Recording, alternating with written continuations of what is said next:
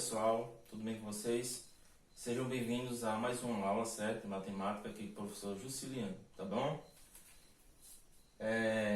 Vejam só, trazendo aqui para vocês a situação de plano cartesiano, não é? Vimos um pouquinho aí na aula passada com relação a isso, mas iremos aprofundar mais um pouco essas situações aqui envolvendo o plano cartesiano, tá certo? Também distância entre dois pontos, tá bom? Aqui a gente vai ter uma situação exemplo, tá? Que a gente vai estar resolvendo aqui, rapidinho. E o conceito, né? O conceito em si de função afim. Vejam só. Plano cartesiano. O que é o plano cartesiano? Vocês já viram aí, né? Que o plano cartesiano é formado por dois eixos, né? Duas retas, né? Perpendiculares entre si, certo? E no mais, a gente vai ter o eixo X, que é chamado de eixo das abscissas, e o eixo Y, que é chamado de eixo da ordenada, certo? Também a gente pode destacar o seguinte, né? Os seus quadrantes, né, que existem. Primeiro quadrante, segundo quadrante, terceiro quadrante e quarto quadrante, certo? Aqui já está representado alguns pontos pares ordenados de números, né, que a gente utiliza para estar representando isso no gráfico, né, no plano cartesiano. E a gente vai separar esses pares ordenados, né, esses pontos que já estão representados aqui nesse momento, certo? Na última aula aí com vocês, vimos o seguinte, né? Um par ordenado é representado desta forma, x e y, né? O primeiro valor corresponde a x e o segundo valor corresponde a y. Então, essa parte inicial do par ordenado, você já vem vendo isso aí desde o sexto ano lá, fundamental, né? Você já vem vendo isso aí, sexto, sétimo, oitavo e agora nono ano, certo? Novamente. Só que vai ser acrescentado acima disso aqui é a situação envolvendo função afim, tá? Vejam só. Os pares ordenados que está representado aqui. O ponto A que tem como par ordenado 1 de x para 6 de y. Vou separar aqui.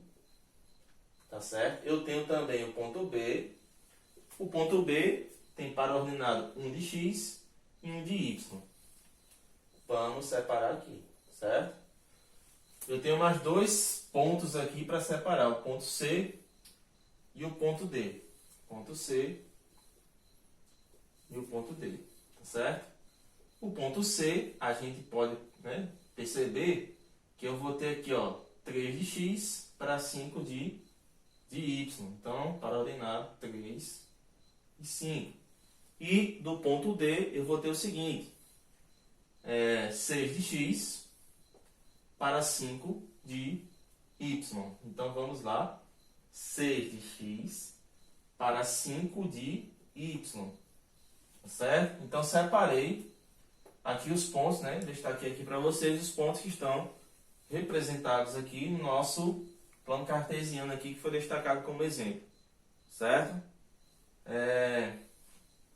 Praticamente é isso, né? Situação de representação de par ordenado. Vai lembrar que na situação aqui pode surgir figuras, né? Quando a gente for ligar pontos entre si, né? Representados tais pontos.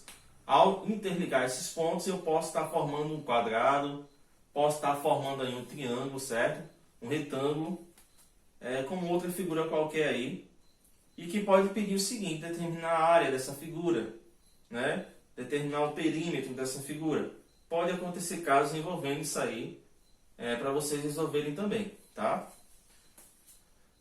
Mas vejam só, continuando aqui agora, a gente vai ter distância entre dois pontos. Aqui a gente vai determinar distâncias dos pontos A e B, certo? Distância do ponto A e B, distância do ponto C e D. Vejam só, a distância que se refere são a distância que tem de um ponto até chegar no outro ponto aqui, ó. A distância do ponto A até o ponto B. Isso vai ser quanto? Se eu analisar aqui, eu vou ter uma situação vertical, né? quando a situação for vertical, o que é que a gente vai fazer com relação aos pares ordenados referente a esses pontos aqui? A gente vai pegar os valores de y, né, dos dois pontos e efetuar a subtração entre eles. Então vai ser o que acontece aqui, né? É o que acontece aqui de fato na nossa situação exemplo. Eu quero saber qual vai ser a distância do ponto A até o ponto B. O que é que a gente vai pegar? Vai pegar aqui os valores de y, tá? 6 aqui, ó, do primeiro e 1 do segundo aqui, ó. E vou estar efetuando aqui a subtração desses valores. Então aqui distância do ponto A até o ponto B vai ser o seguinte, ó, 6 menos 1. Eu peguei os valores que correspondem aos valores de y, certo? E efetuei a subtração entre eles aqui, ó. Então eu tenho aqui a distância 5, né? No caso aqui 5 unidades, né? E se eu for contar aqui, ó, 1, 2, 3, né? 4, 5. De fato vai resultar em 5 unidades. Agora a situação da distância do ponto C e D. Vai ser essa distância aqui, ó. Certo? Separados aqui os pares ordenados dessa situação, o que é que eu vou analisar? A situação aqui ficou uma reta horizontal, né? Quando isso acontece, a gente vai estar efetuando aqui a subtração dos valores correspondentes a x, tá? Ou seja, então a gente vai pegar o maior valor e diminuir pelo menor valor. Então tem o quê? 6, né?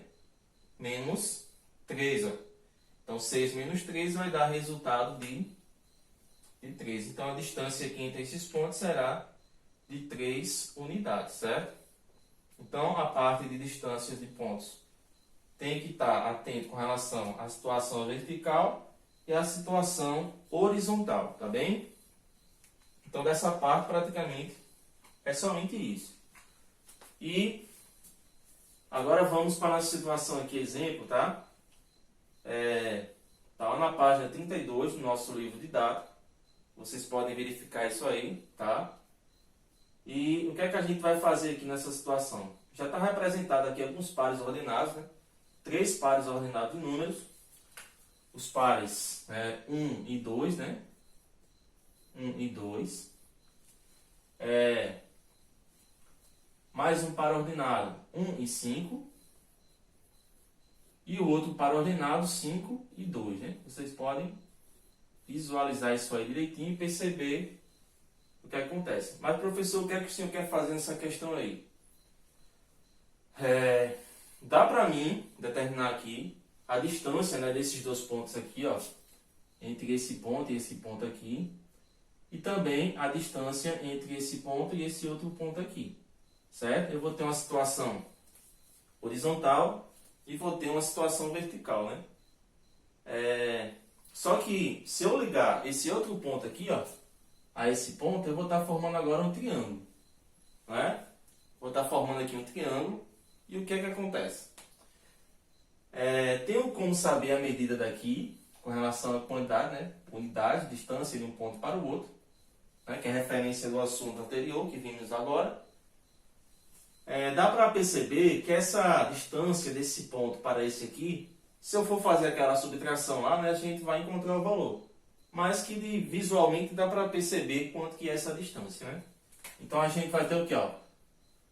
Quantas unidades de distância? 1, 2, 3, né? Então eu vou ter uma medida aqui, ó. 3, né? Distância, 3 unidades. Na parte aqui da base, né, a parte da base do triângulo, também dá para a gente contar. 1, 2, 3, 4. Eu vou ter 4 unidades. Certo? 4 de distância. Agora a diagonal que foi traçada aqui e formou um novo triângulo aqui, ó. Né? Formou um triângulo, né? Na verdade. Formou esse triângulo. E eu quero saber agora qual vai ser essa distância daqui. Certo? Vamos chamar isso aqui de D, né? Por exemplo, professor, se eu analisar bem a situação, eu tenho um triângulo aqui retângulo, né? Pensou em triângulo retângulo, pensou em quem, gente? Um teorema de quem? Um teorema de Pitágoras, né? A gente vai ter um triângulo retângulo. E a gente pode destacar o seguinte, né? O lado oposto ao ângulo reto é chamado de hipotenusa, né? E os demais lados são chamados de catetos. Então, o que é que acontece agora, nesse momento? Eu vou usar a relação de Pitágoras, né? Para resolver essa situação aqui e determinar essa medida aqui, ó. Essa medida D. Então, da relação de Pitágoras, qual é? A hipotenusa, né, ao quadrado vai ser igual à soma, né, dos quadrados dos catetos. Então, destacado aqui, a relação de Pitágoras. Agora a gente vai substituir cada valor no seu devido lugar para resolver. A hipotenusa aqui a gente chamou de D, né? D, então vai ficar D ao quadrado, que vai ser igual os demais catetos. 3, né, daqui. E 4 daqui de baixo. 4 ao quadrado, né? Então, ó, D ao quadrado vai ser igual. 3 ao quadrado aqui vai dar de resultado 9, certo? Mais, aí 4 ao quadrado vai dar de resultado 4 vezes 4, 16, né? 16. Então, D ao quadrado vai ser igual à soma de 9 mais 16, que vai resultar em 25.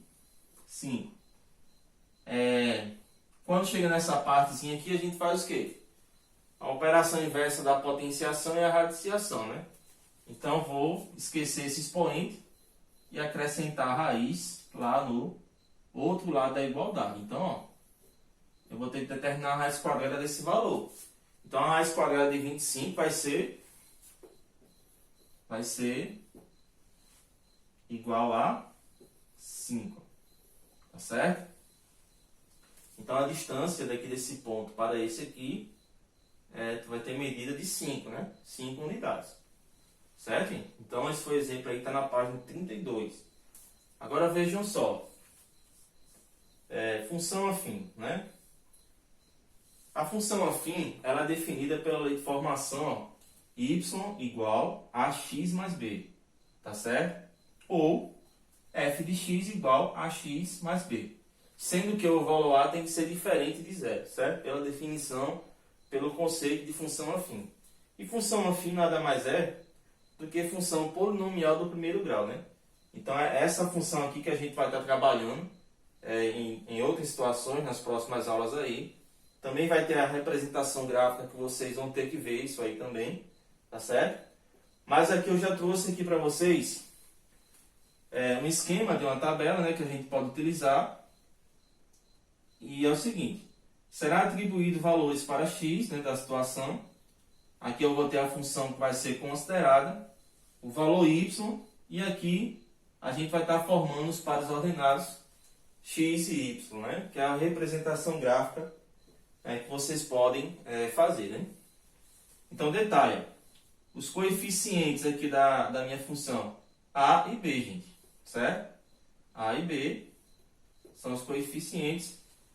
E o x aqui é o termo desconhecido, né, que vai ser atribuído valores em um determinado exemplo.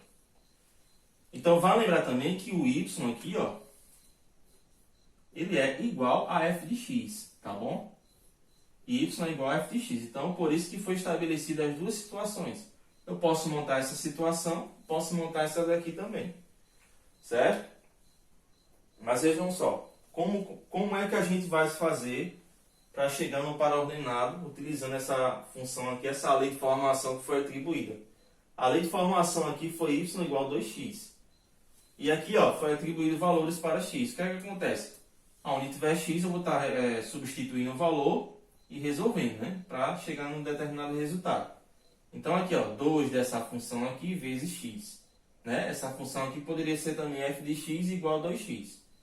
Então, aqui, ó, 2 vezes 2 da função vezes o valor x, que foi estabelecido, menos 2. 2 vezes menos 2 vai resultar menos 4. Ó. Detalhe, para ordenado disso aí, o valor que é atribuído é o primeiro valorzinho aqui de x, né? Menos 2.